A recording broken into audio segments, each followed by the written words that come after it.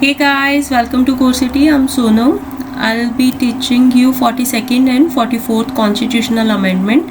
42nd amendment जो है वो इमरजेंसी के टाइम पे हुई थी. ये काफ़ी इम्पॉर्टेंट है बिकॉज इस टाइम पे इसको मिनी कॉन्स्टिट्यूशन भी बोला जाता है. बेसिक स्ट्रक्चर में बहुत सारे चेंजेस हुए थे कॉन्स्टिट्यूशन के. ठीक है, तो 44th अमेंडमेंट जो 1976 में आई, बेसिकली ये इम्प्लीमेंट करने के लिए आई. स्वर्ण सिंह कमेटी ने जो सजेशंस दिए थे at the time of national emergency Indira Gandhi के टाइम पे.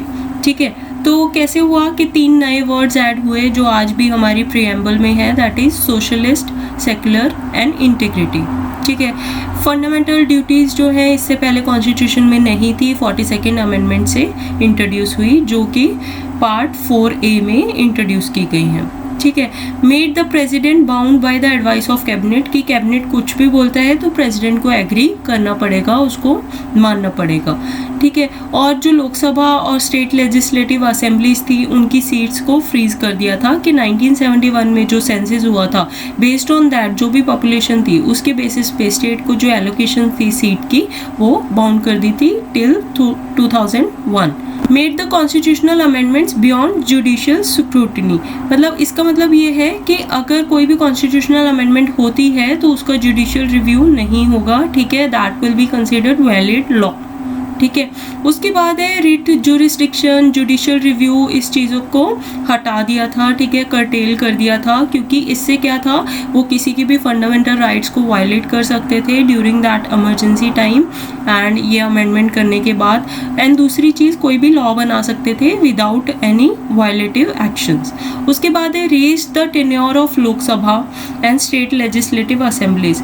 लोकसभा का टेन्योर और स्टेट लेजिस्लेटिव असेंबली का टेन्योर 5 ईयर्स होता है, जो अभी दोबारा से चेंज कर दिया गया था, तो 6 ईयर्स कर दिया था उस टाइम पे. ठीक है, और उस टाइम पे बोला कि अगर कोई भी डायरेक्टिव प्रिंसिपल्स में से कोई भी पॉलिसी हम इम्प्लीमेंट करते हैं तो वो फंडामेंटल राइट के वायलेटिव नहीं मानी जाएगी. ठीक है, तो 3 नए डायरेक्टिव प्रिंसिपल्स भी ऐड किए, that is equal justice and free legal aid, participation of workers in management of industries, protection of environment, forest and wild life.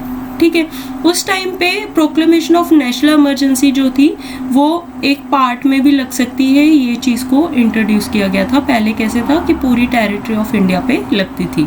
ठीक है, 1 टाइम ड्यूरेशन जो प्रेसिडेंट रूल की होती है वो भी 6 मंथ्स है. ठीक है, उस टाइम पे उसको 1 ईयर तक विदाउट एनी अप्रूवल 1 ईयर तक चल सकती थी. ठीक है, उसके बाद है centre to deploy its armed forces in any state, चाहे स्टेट ने पूछा है या नहीं, वो सेंटर जो है लगा सकता है अपनी आर्म फोर्सेस को उस स्टेट में. ठीक है, उसके बाद है जो 5 सब्जेक्ट थे जो स्टेट लिस्ट में थे, स्टेट लिस्ट से कंकरेंट लिस्ट में ट्रांसफ़र कर दिए.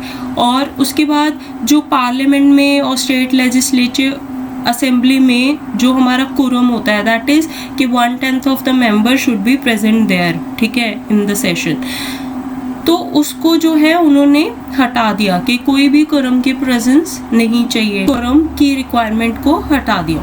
उसके बाद है empower the parliament to decide from time to time कि जो भी राइट्स और प्रिविलेजेस होंगे मेंबर के वो चेंज करते रहने चाहिए. उसके बाद उन्होंने ऑल इंडिया जुडिशियल सर्विस को इंट्रोड्यूस किया. ठीक है, shorten the procedure for disciplinary action, अगर किसी भी सिविल सर्वेंट के अगेंस्ट कोई एक्शन लेना है उस चीज़ को, उसका प्रोसीजर जो था वो शॉर्टन कर दिया. These all are the things जो 42nd अमेंडमेंट में कंसीडर की गई. उसके बाद आया हमारे पास जनता गवर्नमेंट आई, तो 44th अमेंडमेंट से 1978 में बहुत सारी चीज़ें रिवर्ट की गई, नलीफाई की गई जो 42nd अमेंडमेंट में की गई थी और बेसिक स्ट्रक्चर ऑफ कॉन्स्टिट्यूशन को इन्वेड करी थी. जैसे जो फंडामेंटल ड्यूटीज़ इंट्रोड्यूस की थी वो कंटिन्यू रखी, जो प्रीएम्बल में वर्ड इंट्रोड्यूस किए थे वो कंटिन्यू रखे. ठीक है, बट लोकसभा और स्टेट लेजिस्लेटिव असेंबली का जो टेन्योर 6 ईयर किया था उसको 5 ईयर कर दिया. फाइन. और उसके बाद जो है पब्लिकेशन इन न्यूज़पेपर जो था वो पहले रिस्ट्रिक्टेड कर दिया था, उसको ओपन कर दिया कि कुछ भी छाप सकते हैं जो आपको सही लगता है. कोरम की रिक्वायरमेंट को उन्होंने नलीफाई करके कोरम की रिक्वायरमेंट को मैंडेट कर दिया. उसके बाद प्रेसिडेंट के पास उन्होंने एक रिकन्सिडरेशन की पावर दे दी कि एक बार अगर कोई भी चीज़ पास होने को आती है तो 1 टाइम वो रिकन्सिडरेशन के लिए दे सकता है, उसके बाद अगर 2nd टाइम आती है तो पास करना पड़ेगा. ठीक है। उसके बाद उन्होंने बोला कि प्रेसिडेंट के पास अगर कोई भी प्रोक्लेमेशन ऑफ इमरजेंसी की कोई भी चीज़ आती है उसके लिए रिटर्न रिकमेंडेशन होनी चाहिए पूरे कैबिनेट की, because at the time of Indira Gandhi इसका मिसयूज हुआ था, बिकॉज कैबिनेट से बिना पूछे सिर्फ पीएम की एडवाइस से प्रेसिडेंट ने नेशनल इमरजेंसी लगा दी थी, ठीक है। उसके बाद है हमारे पास restored the powers of supreme court and high court, judicial review की पावर दे दी, ठीक है। फंडामेंटल राइट्स अगर किसी के वायलेट हो रहे हैं तो उसके अगेंस्ट जुडिशियल रिव्यू हो सकता है। और 44th अमेंडमेंट में ये चेंज किया कि जो इंटरनल डिस्टर्बेंस एक मैटर था हमारे इमरजेंसी वाले क्लॉज में, तो उसमें इंटरनल डिस्टर्बेंस को रिप्लेस करके आर्म्ड रिबेलियन कर दिया, सो दैट इसका मिसयूज कम हो सके, ठीक है, इस आर्टिकल का।